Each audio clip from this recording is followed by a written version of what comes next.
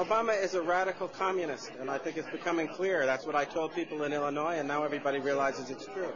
He is going to destroy this country, and we're either going to stop him or the United States of America is going to cease to exist. Is there any... Do you still hold regrets against not having long enough time to debate against President Obama? I don't have any regrets. I went into Illinois. People told me at the time I didn't stand much of a chance of winning. The idea was to bear a true witness. The man is an abomination. He is someone who has actually advocated infanticide, that when babies are the target of abortion, if they happen to escape the abortionist's intention and are born alive, he actually supported the idea that those babies should be set aside to die. That is a man with such a seared conscience, I can't even understand why anybody in their right mind would consider him worthy of political support. That's a violation of conscience that is inconceivable. And even some of the most hardline pro-abortion people in America rejected that abomination, and he did not. So what does tonight mean when President Obama is President of the United States? How does tonight play a role? That's another question. Is he President of the United States? According to the Constitution, in order to be eligible for president, you have to be a natural-born citizen.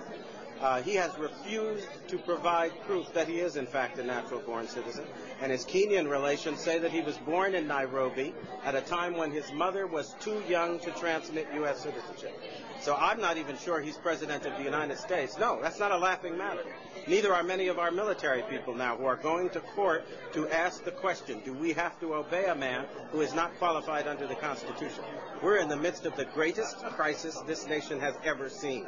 And if we don't stop laughing about it and deal with it, we're going to find ourselves in the midst of chaos, confusion, and civil war. It's time we started acting like grown-ups. How could the policy that President Obama makes in the next couple of years affect activities like tonight? Sorry, the person you call President Obama, and I frankly refuse to call him that. Right. At the moment, he is somebody who is kind of an alleged usurper, who is alleged to be someone who is occupying that office without constitutional warrant to do so. And he's rushing forward with ideas like destroying our borders, an amnesty bill that will actually have the American taxpayer footing the bill for illegals to come to this country to live, to get housing, and to get everything they want. He is also somebody who has just announced a program that would essentially destroy the validity of existing mortgages and encourage everybody in the country to stop paying their mortgage because the government is going to pay it instead. This is insanity. It's as if we have put insane children and adolescents in charge of our government. And I think we need to ask simple questions. A couple of years ago, we were arguing over every penny in the United States budget, and it was quite clear we didn't have enough money to go around. Well, somebody asked me where we came up with $2 trillion in the course of the last 6 months. Did we wish for it out of the air? Have people gone mad in this country?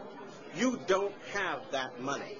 We are claiming that a bankrupt government can save a bankrupt banking system. Explain to me how that happens, because I think that's impossible.